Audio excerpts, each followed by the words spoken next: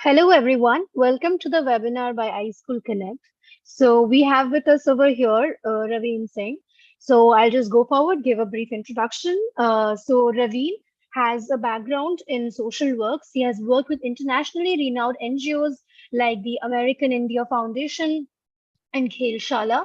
He has been extensively engaged with organizations like Medicine Sans Frontiers, People for Animals, and the MC Chandigarh for various welfare projects. Since the time he started working in overseas education, he has assisted students to build strong co-curricular and extracurricular profile that have helped them get admission offers from universities like CMU, NYU, CCA, SCAD, Georgia Tech, Virginia Tech, UIUC, UBC, and University of Toronto, to name a few. This profile work has not only helped students crack great universities, but also helped them get big scholarship offers as well. So we know why we have Raveen over here. Today, the topic of the webinar is hacks to build your profile, which includes a lot of things like community, international opportunities, co-curricular, extracurricular, basically the expertise of Raveen. So welcome, Raveen. Over to you. I think we can start the webinar. Yeah. All right. Thank you so much, Pooja, for the lovely introduction.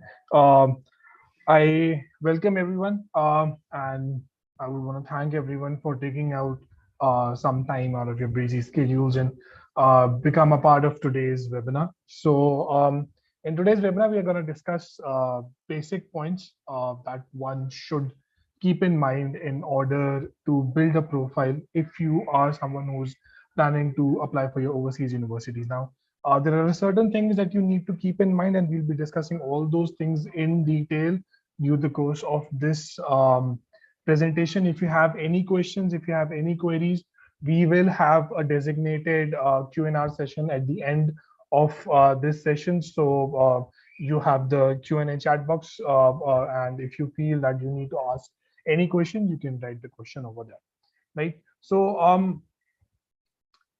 okay, so in today's webinar, we'll be discussing a certain we'll be discussing few points that you can consider in order to build a strong profile for you. When we talk about profile building in general, it's not just about your academics, right? There are so many things that you need to take care of, and precisely you can say you can divide your profile into, you can say two elements, one to be your co-curricular profile and the other one to be your extracurricular profile. Now, anything that is academic in nature, that involves any subject that you're interested in, taking part in any Olympiads, taking part in, any academic writing competitions, taking part in any decathlons, taking part in any taking up any certification courses and stuff like that. All these things are considered as a part of your co-curricular profile.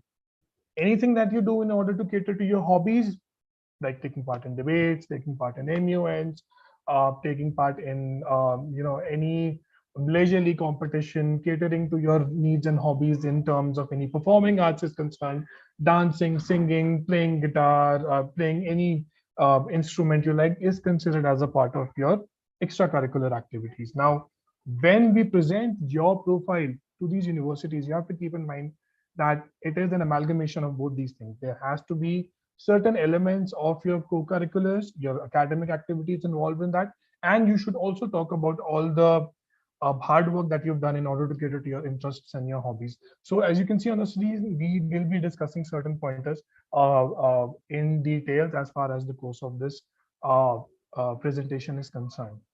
One small request from my end would be that I would personally want you all to be engaged in this entire presentation, in this entire session. So we'll have like a couple of polls for you all. So I would really want you to actively take part in all these polls, right?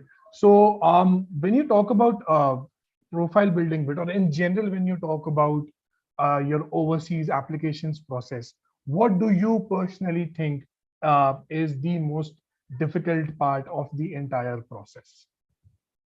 And you can chat, you can write down your answers in the chat box, or whatever you feel like.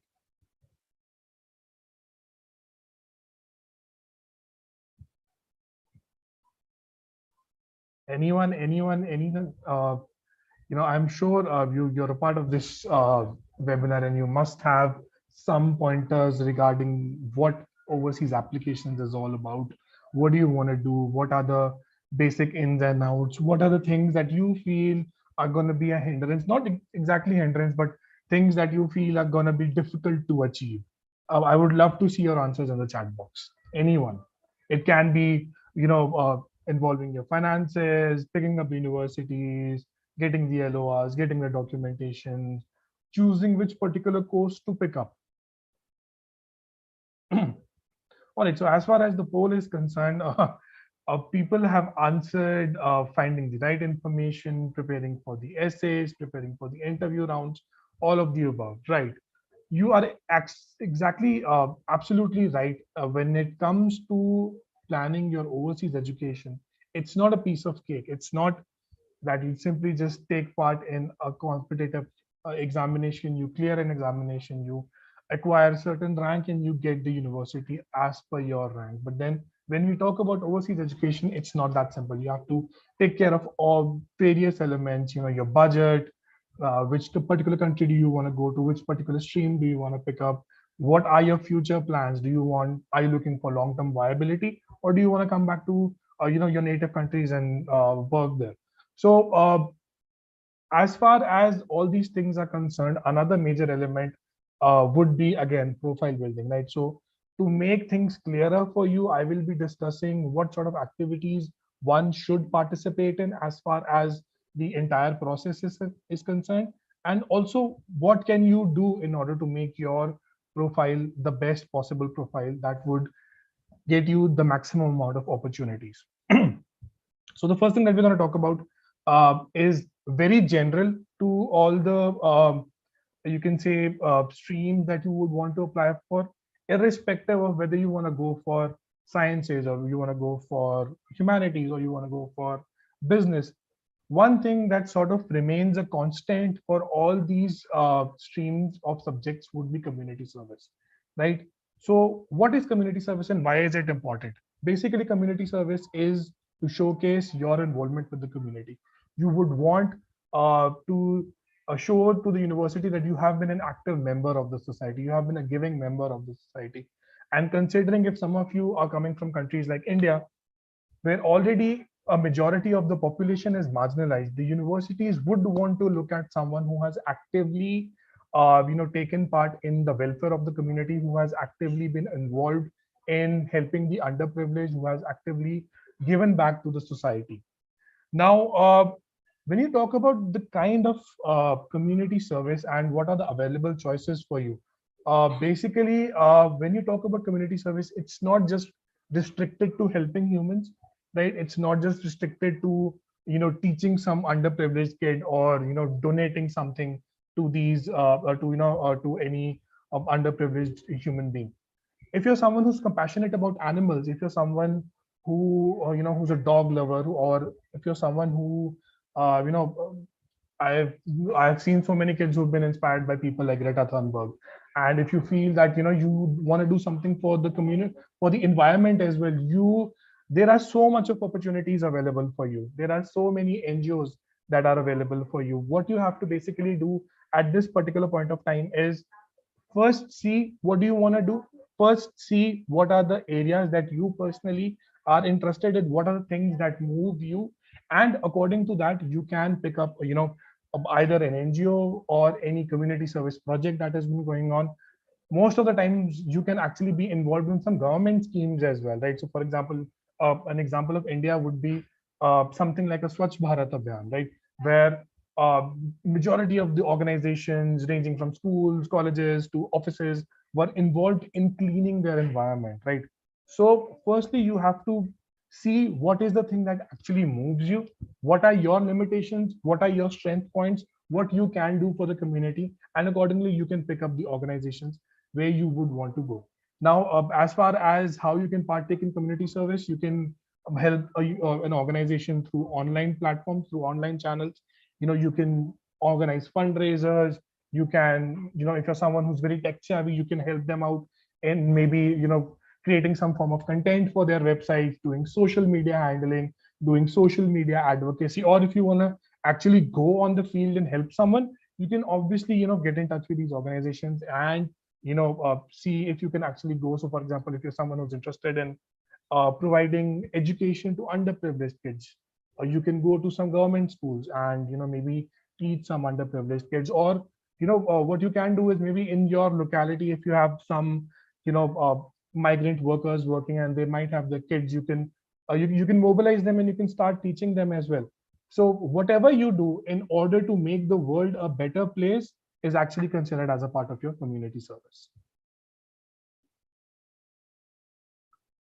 All right, now the next element of our profile building process would be public speaking, right? So I would want to ask our audience today, has anyone ever taken part in any public speaking activity? Now, what a public speaking activity? Basically, any debate competition, any declamation competition, any MUN, or maybe if you've been like a host or an MC to any of your maybe an event at your college, or maybe an event at your personal society or locality as well. So has anyone in our audience today has taken part in any of the public speaking activities? I would really like to know. You can just simply write yes or no in the chat box. All right, we have one response, yes. Someone has taken part in. Anyone else? If you have not taken part in, you can say no. Personally, when I was in school, I never took part in any public speaking activity. So there is no right time to take part in public speaking. So yeah, so we have a couple of people who have not taken part in any public speaking activity. All right, so why public speaking activity somewhat becomes an important entity for your entire applications process? Number one, a public speaking activity is an activity that actually increases your confidence, right? It gives you a platform to express yourself. It increases your interpersonal and intrapersonal abilities, right? For example, if you're taking part in an MUN, right, you will have to sort of prepare a lot. You'll have to do a lot of research. You'll have to do a lot of reading, right? And after that, it'll automatically sort of increase your interest, right?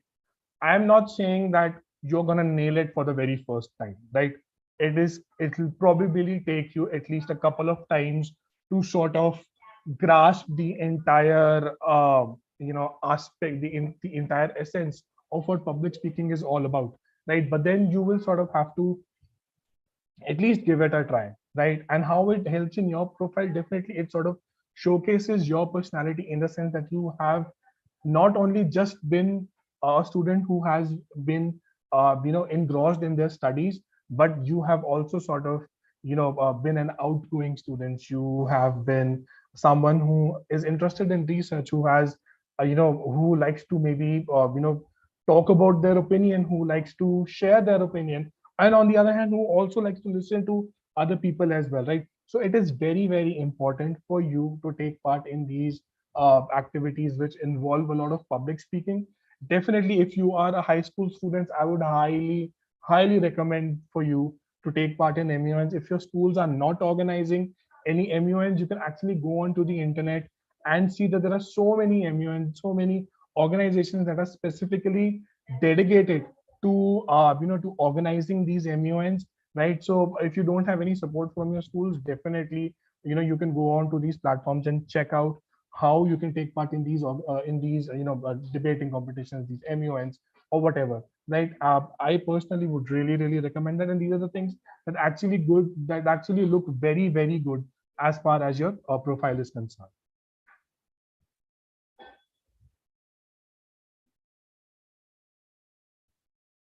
Right. So I see that most of the people had sort of said no, but I think I had a couple of yes responses as well. So people who've actually taken part in these activities, what sort of activity did you take part in? Was it an MUN? Was it any debate competition? What was that? I really like to know that.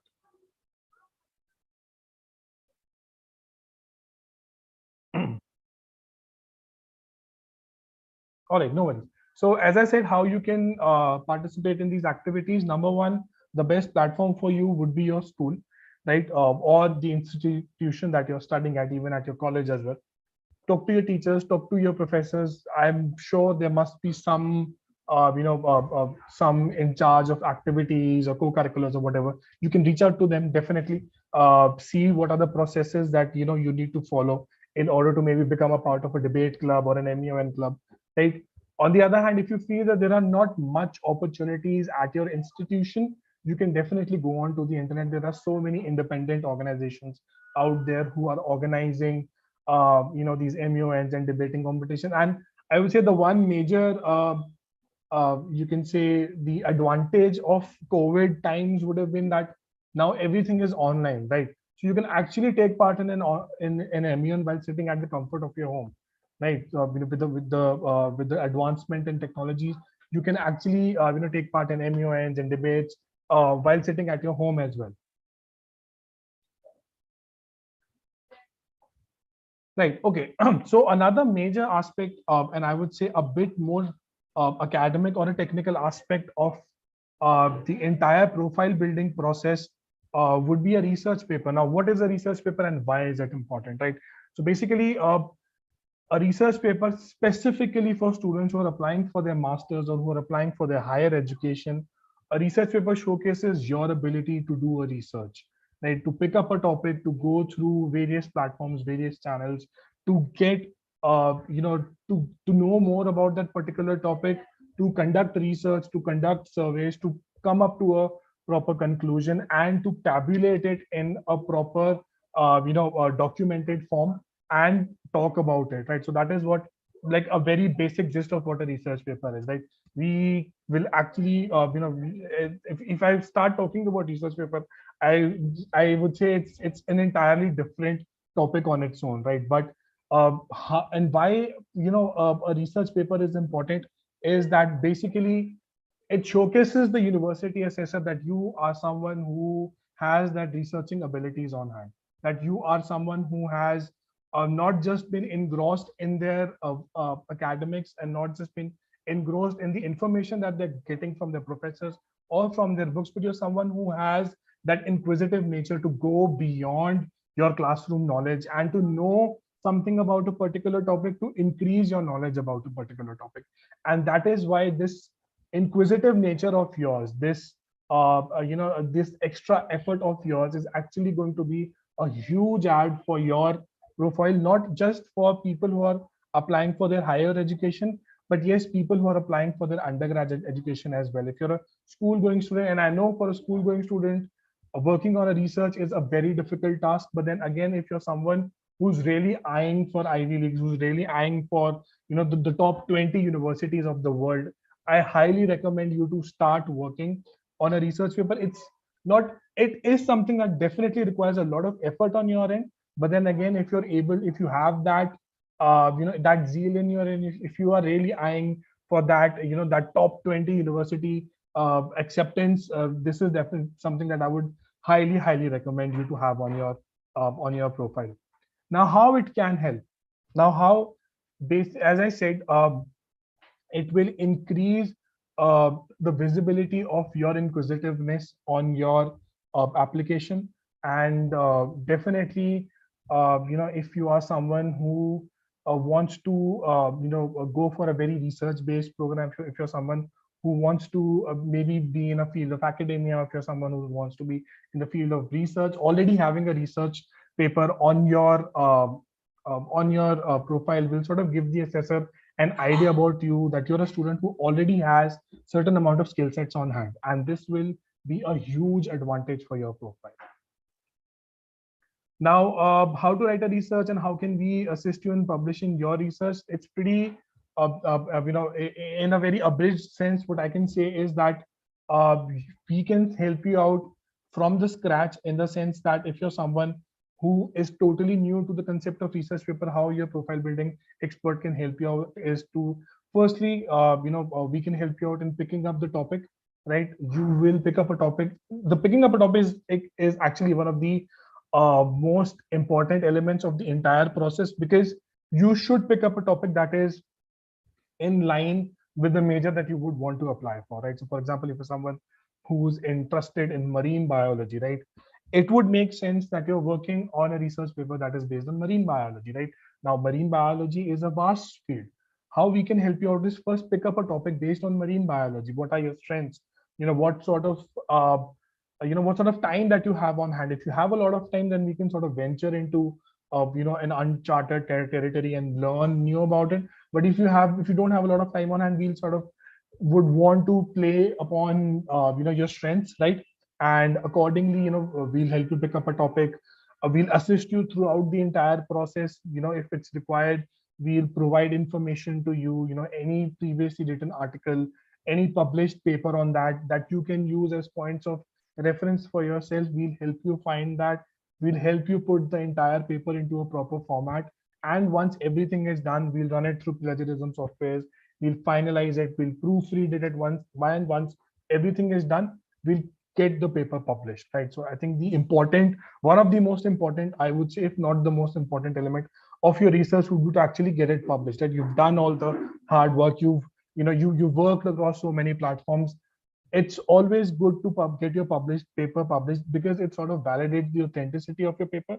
Plus, your paper will be out there, right, for other people to refer it to, right? And it will sort of, again, be like a validating factor for the university assessor that yes, you have done something, you've worked hard, and at the end of the day, you were able to get your paper published.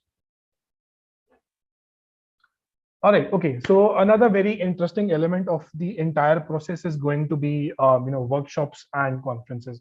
So, can anyone just quickly tell me about, if they know the difference between like what is a workshop or, or what is a conference? If you can just simply write it down in the chat box. If you don't know it, you can simply write don't know, right? But if you have any amount of idea regarding what a workshop is and what a conference is, you can just write down in the chat box. Anyone would want to sort of talk about it.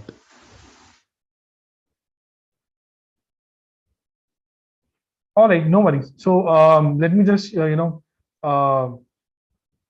so see, when you talk about a conference and a workshop, there is not a very huge difference between both of them. But one significant difference between the two would be that in a workshop you're more or less like a spectator. You're someone who's there to attend the workshop to grasp the knowledge, right? While on the other hand, a conference actually gives you an opportunity to sort of display your work as well, right? So if you're someone who has written a paper, a conference would actually give you an opportunity to to showcase your paper, right? I think we have one response. Is practical and conferences more theory? I think yes, kind of like that, right? As I said, in a workshop, you're more or less someone who is grasping the information that is being provided, and in a conference, you can actually be someone who can present your work, who can present your projects that you've worked on.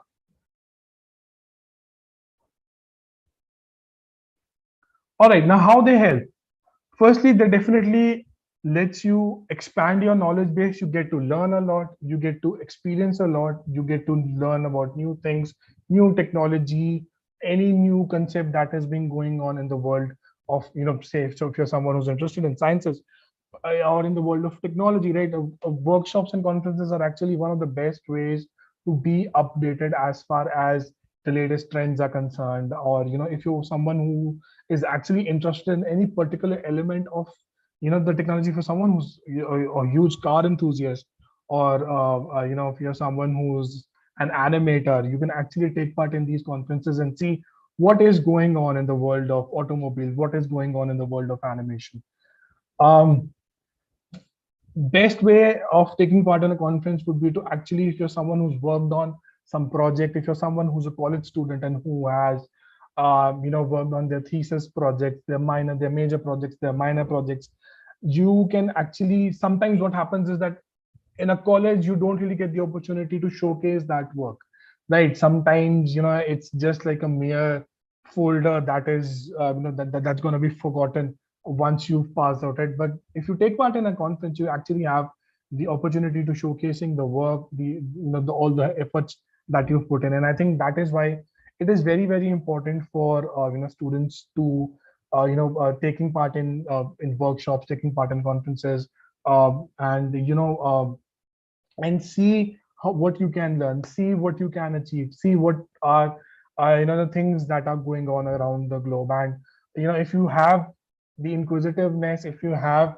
if you have the zeal, you can actually start preparing a particular project to showcase in a particular conference as well. So if you are interested in these things, definitely I would highly recommend you to take part in such activities as well. All right.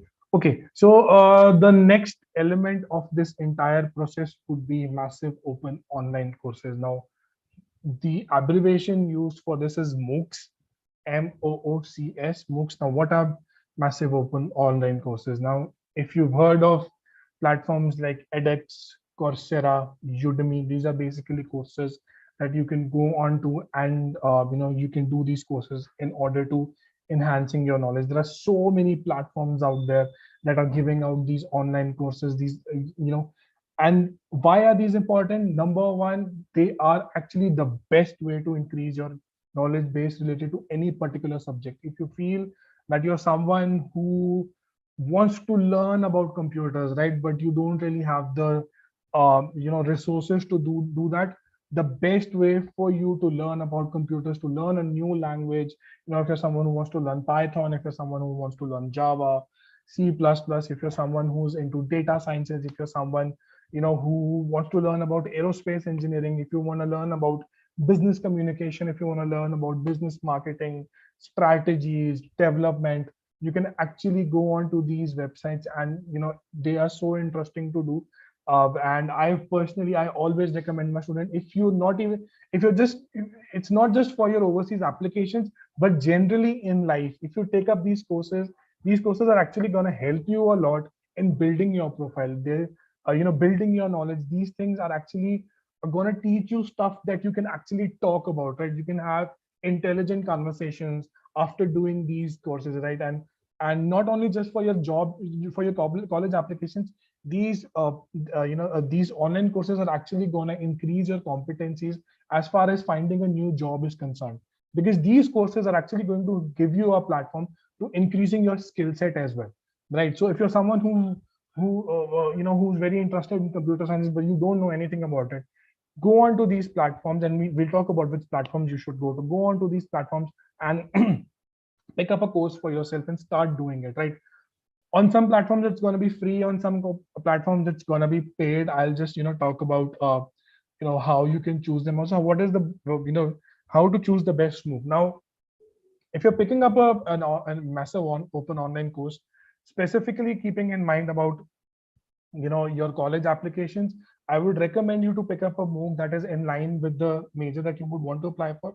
If you want to go for business, if you if you're someone who is interested in finance or interested in management, take up courses that are based on business and finance and management. If you're someone who's interested in computer sciences, pick up courses based on programming languages and stuff like that, right? So this is how you can choose the best MOOC for yourself.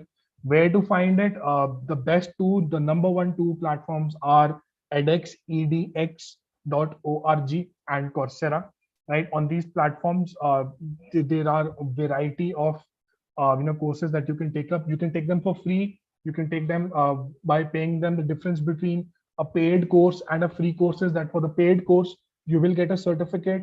For the unpaid course, you won't get a certificate. This is the major difference between these, a paid course and a free course. There are other code platforms like Udemy. There are some really good Indian platforms.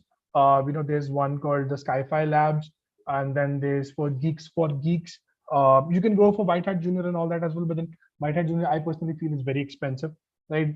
If you're someone who's looking to take up these courses on a budget, definitely edX, Coursera, Udemy, Geeks for Geeks, and Sci-Fi Labs are the best platforms for you to take up these courses. All right, now let's talk about extracurricular activities. Now, if you remember in the beginning of the session, I talked about any activity that you sort of do in order to cater to your interests and hobbies is considered as your extracurricular activities. So I'm sure everyone has their hobbies. I have been a musician. I've been playing drums for the past almost 12 years. That has always been my greatest hobby, right? And I've sort of learned it. I used to play in a band. I've played in a local band in Chandigarh for almost 8 years. So what your hobbies are and what are your interests? I would be really happy to know about this. So you can just write down your interests and hobbies in the chat box, and I would really appreciate that. Anyone, and it can be anything: reading books, public speaking, singing, dancing, painting, cooking, sports, any particular sports, playing ukulele. Oh, that's awesome. I think yeah, it stands for ukulele, right? Football, awesome. Anyone else? Creative writing, reading books, public speaking, swimming, amazing. That's great. Anyone else? All right, okay. So as I said, anything that you do in order to enhancing your hobbies, to showcasing your abilities, to catering to your interests is considered as a part of your co-curricular activities. Now, it's always good to showcase your co-curricular and extracurricular activity work is concerned, as far as your overseas applications process is concerned, right? It's always great to not only just keep your talent as something like a hidden talent, right? But it's always good to sort of showcase it. So for example, if it's someone who is a singer, always I would really recommend. There are so many school and college singing competitions, to take part in them. And when I talk about a competition, it's not necessary that you have to win that competition. No, if you're someone who's just simply interested in just maybe just showing that you have certain set of skill sets on hand, definitely do that, right? And it's always really highly recommended for you to take part in these competitions. If you're someone who's into art, or if you're someone who's into any sort of performing art, I would really recommend you to have like an Instagram channel. If you have, if you do paintings, if you do cooking, always do that. Maybe start a blog, post it somewhere. I mean, take your talent out there, right? And it's always good to do that. Number one, not only it's going to be a great ad for your application, but it'll definitely help you boost up your confidence as well, because these universities, they have vibrant campuses, right? They have these universities, they have such a a microcosm sort of a culture where so many students of different cultures and different backgrounds are going to come in, and it's always good for you to have certain skill sets on hand that are going to be your individual identity, right? So if you are a great artist, if you are a creative writer, if you are a sports person, always let that that talent come out. Don't let that particular thing, just don't let it be to yourself, right? And it's always good. You'll always enjoy it at the end of the day, with the appreciation that you'll receive from other people. And I'm pretty sure your friends, your families are always going to be there to support you no matter what. Again, there might be a one or two times you might fumble, you might fail. No worries about that, right? Life is about standing up, brushing yourself, and moving on. And there is no better way to having such good skill sets on hand, and displaying them and gaining confidence out of that. All right, now moving on to something a bit more I would say technical in nature, right? Now that would be internships. Now, why are internships important, and what are internships? Internships are basically, you can say, a very important element of your profile, through which you can show that you have certain professional skills on hand, right? And this is something that is very important for students who are going to apply for their masters, right? Your internships will definitely help the assessor know that you've worked in a professional environment, you've gained some training from these professional organizations, and and you can sort of use that knowledge to sort of making it easier for you to grasp the knowledge that you're gonna get during your master's course, right? Um, and again, so how to choose the best internship for you? As I said, again, pretty similar to the MOOCs and pretty similar to the research paper. The internship that you're going to do, if that internship is, it will be more beneficial for you if it's in the line of the major that you would want to apply for. So for example, if you're someone who wants to apply for marketing, it'll only make sense that if you've done an internship that is based on marketing, right? It'll definitely help you a lot. How we can help out, so if you've enrolled with us, definitely your profile building mentor is going to guide you on how to finding the best internships yourself. Again, this is internship is something that uh, no one can guarantee you that you're going to get, right? It totally depends upon the subjectability of its availability, right, and the circumstances, and the amount of skill sets that you have, right? But then again, your counselors are going to put in all the hard effort to find the best fit opportunities for you as far as your internship is concerned, because you have to consider that finding an internship is pretty much like finding a job, right? And but then you will get proper assistance. We'll go through all the best possible opportunities that are out there for you. We'll help you out if there is any particular submission required or anything required. We'll definitely help you out with that. All right. Okay, now the other, I would say like a combination of most of the things that I've talked about is going to be an online competitions. Now, see, what are the different types of online competitions that you can take part in? Now, again, you can divide these competitions majorly into two aspects: academic and non-academic, right? In academic competitions, it will be like taking part in Olympiads. It will be like taking part in, academic essay writing competitions, academic quiz competitions. When you talk about non-academic competitions, it'll more of be like taking part in debates, taking part in MUNs. How to prepare for them? Well, if you are someone who is taking part in an Olympiad, definitely, firstly, I would recommend you to check the authenticity of that particular Olympiad, because you would want to take part in a recognized Olympiad, right? And definitely, if you are taking part in any particular Olympiad, it is always advisable for you to go through their instructions, right? They will always have a set syllabus that you'll have to prepare. There will always be certain guidelines for you to follow, and if you're able to do all of them, it will be very easier for you to prepare for them. If you're someone who's taking part in any non-academic competition, then again, similarly, if you're taking part in an MUN, you can definitely, we as your mentors are going to definitely help you out in preparing for these competitions as well. But then at the end of the day, you have to remember that the final effort has to be put in by you, right? We can be there to guide you, we can be there to assist you. We will be providing you with all the reference material, we will be providing you, all the guidelines and all the guidance that you need in order for you to take part in these competitions. But at the end of the day, it's your hard work, right? So basically, in a nutshell, when you're taking part in any competition, it's very important for you to go through all the proper guidelines, all the proper, what do you need to submit, how you need to, what are the syllabus that you need to prepare. And if you're able to adhere to all these guidelines, it is going to be an easy sell for you. All right. Okay. Now, another important element of the entire process is a portfolio. Now, portfolio is something that is primarily, I would say, uh, for someone who is interested in applying for an arts major, right?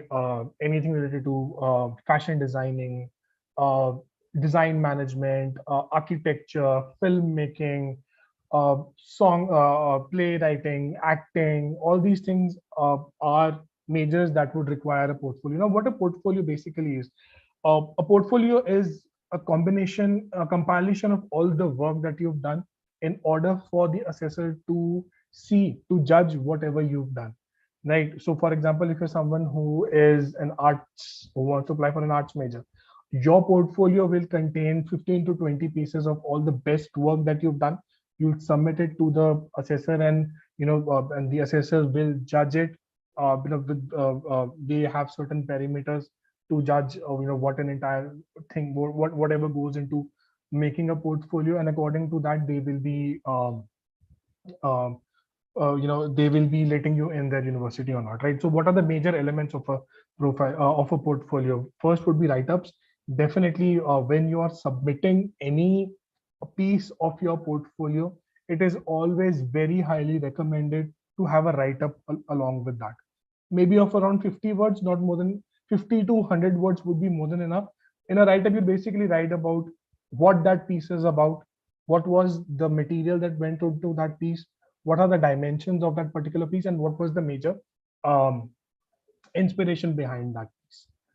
Secondly would be, how to format a draft, right? So formatting a draft sometimes is very subjective to every university. Sometimes a university will give their own sort of parameters for you to to properly put a your portfolio into a draft. Someone will is gonna either ask you to present it in a proper presentation form.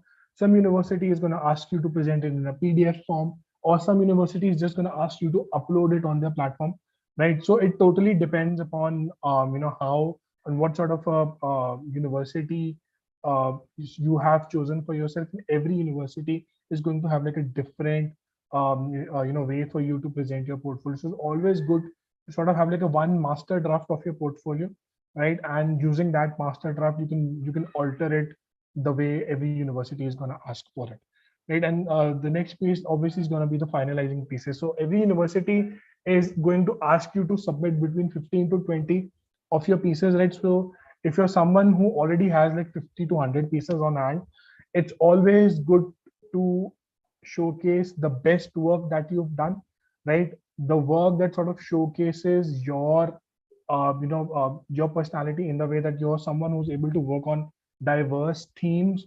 If you're someone who has certain styles on hand, and pick up the pieces that are sort of your benchmark pieces.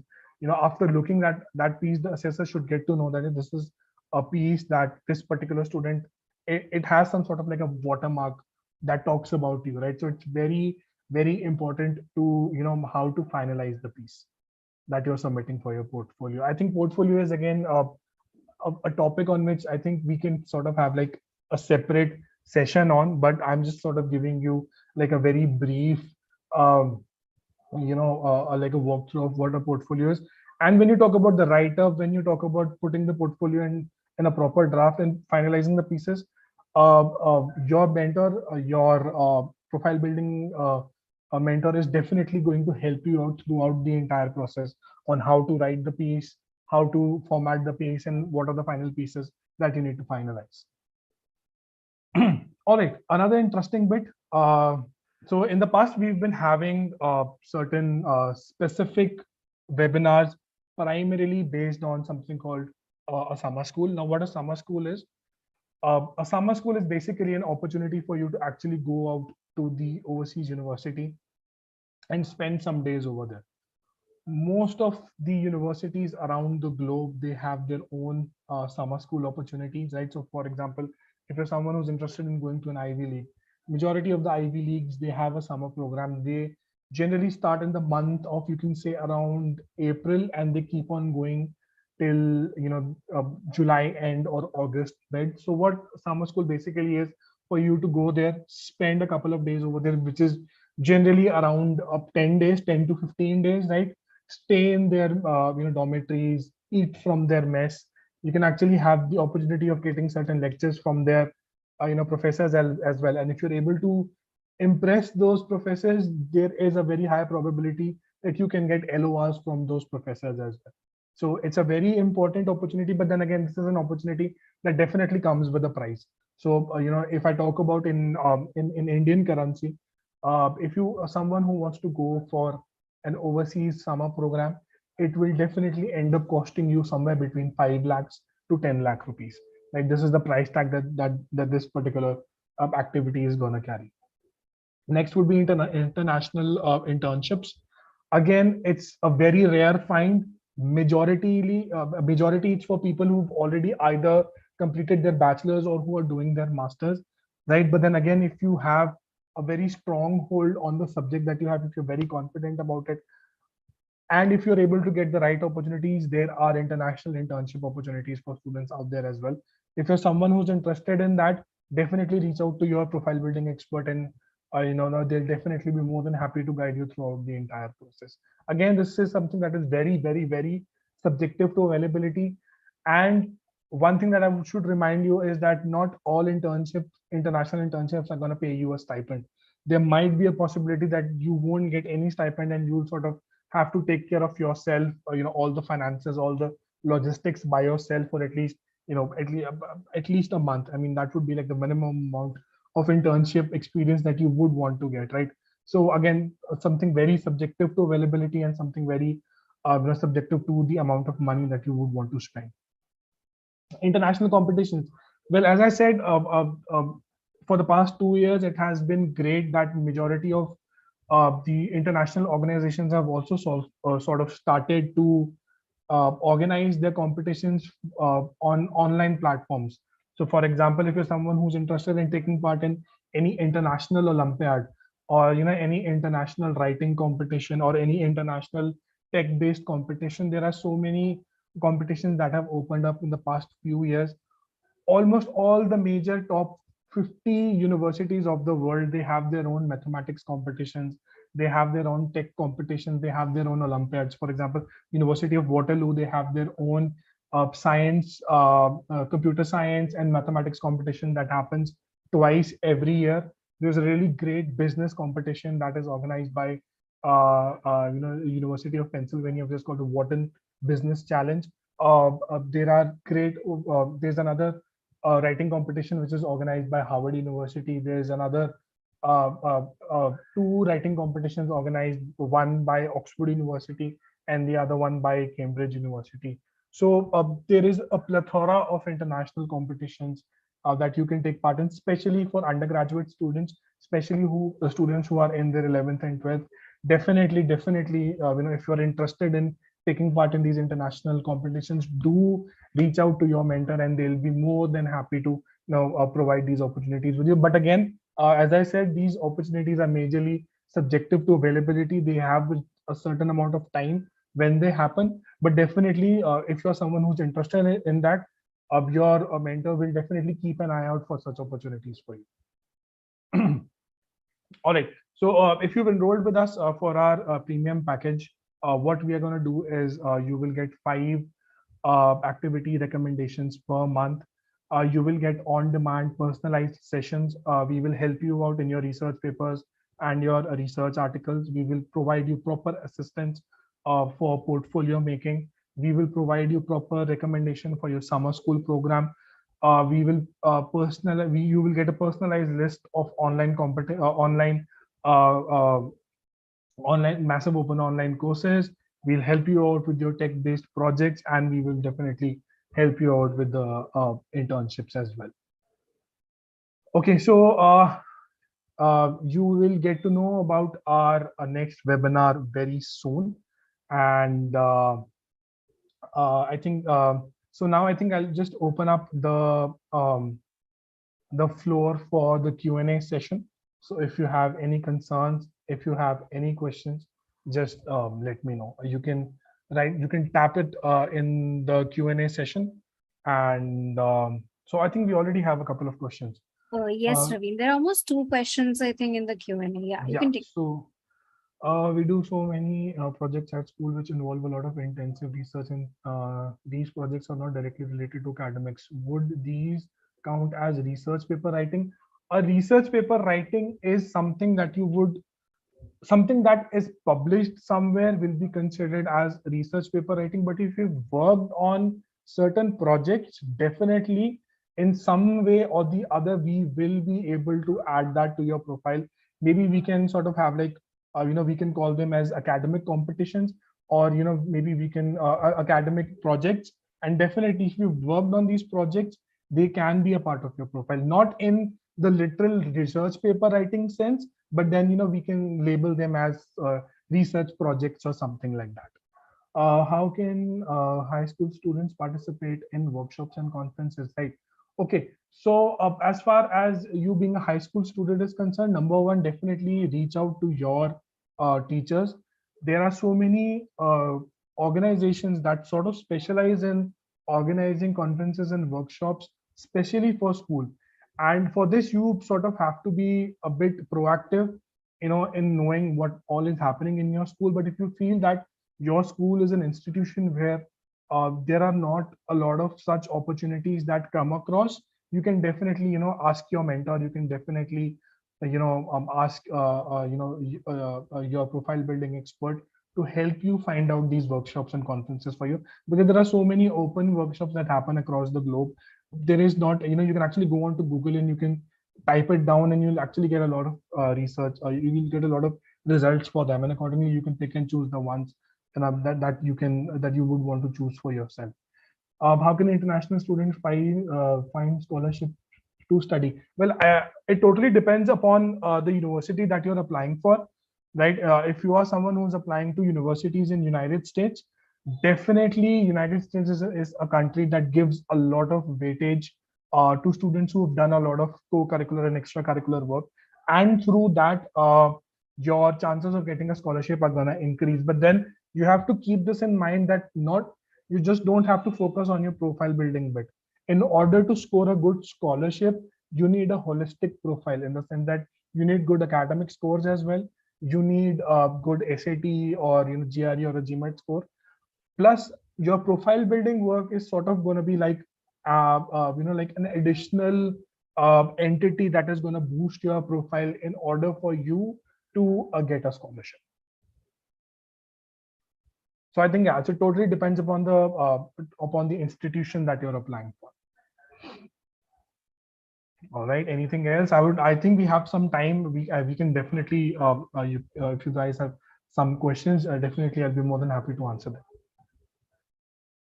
Anything related to the activities that I've mentioned, the research bit, public speaking, community service, anything we should have for getting PhD scholarship in media and communication. I think when you talk about PhD and when you talk about scholarship, I think the best way of you to get an awesome thesis. I think that is the best way for you to work on a very solid research, and that is how you're gonna get a good funding for your PhD. How can we find fully funded summer school opportunities? Uh, See, when I talk about a summer school, let me put it this way: summer schools are majorly kind of like a money-making sort of a thing for universities, right? uh, there are some ways. So when you apply for a summer school, there will be certain amount of funding that you will get, right? But there are very few schools that are going to give like a fully funded summer school opportunity. There will be. So when I was talking about this a writing competition organized by Oxford and Cambridge, the name of this competition is Immerse Essay Writing Competition. And if you are the winner of this competition, you will get a fully funded 100% fee waiver. But then again, when you talk about fully funded, you will only get like a waiver on the tuition fee, right? Still, the logistics, the travel costs and everything will be, you will have to take care of it. So for example, when I'm talking about this summer school by Oxford and Harvard, the cost for this is around £3,000, right? The tuition fee of this is £3,000. So if you are able to win that competition, you will get like a discount of £3,000. But you're traveling, you're staying, your food, your accommodation, everything, which would end up somewhere around, I would say, 1,500 to £2,000. That amount you will have to bear.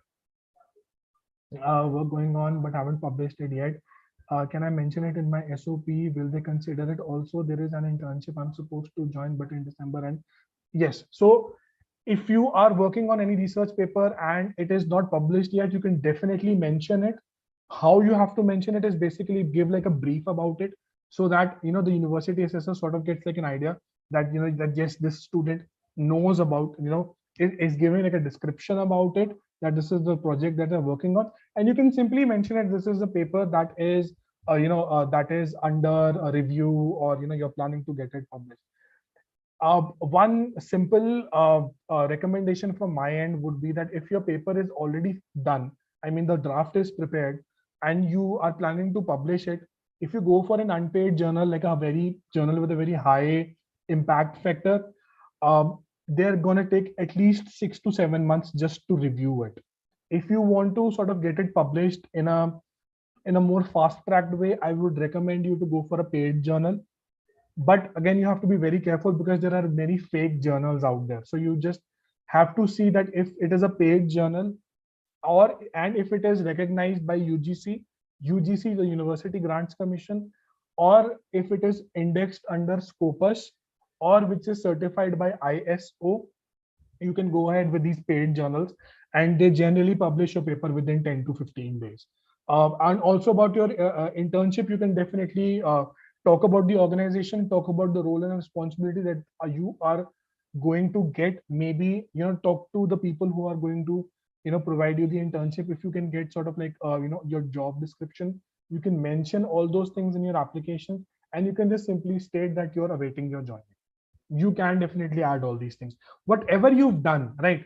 When you talk about your profile building bit, whatever you've done. So for example, if you're a college going student, whatever you've done in your past 4 or 5 years or 3 years, whatever the length of your internship is, or if you're a undergraduate student, whatever you've done since your 9th grade till your 12th grade, anything that you've done, irrespective of the fact you have a certificate for that or not, irrespective of the fact that, if it was just a 1 day long activity or a 1 year long activity, everything that you have done is eligible to be a part of your profile. So if you feel that there's any particular thing that you've done, but you're confused about, whether how, should I add it to my profile, definitely, talk to your mentors, talk to, your profile building expert, and they will help you in putting that thing to your profile. Don't just let out on any information just because of the fact that, you're not confident about how to put it on your profile. Right, so definitely reach out to your mentors, and they will guide you on how to how to properly put it in your CV or in your SOP or in your profile.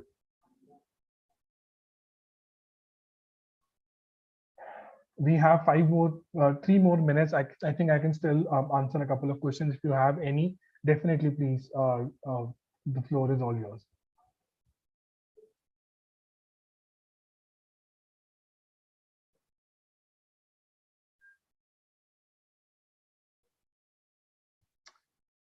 Well, I think then great.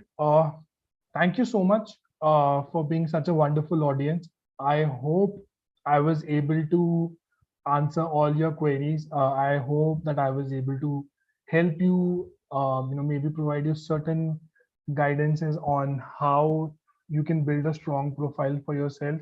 I would want to wish you all the best for your future. And if you have any further concerns, if you have any further questions, do feel free to reach out to us. This is on the screen. You can check out our contact information. If you're someone who's already enrolled with us, definitely reach out to your mentors. Definitely reach out to your profile building experts, and we will be more than happy to answer your queries and to get the best outcomes for you.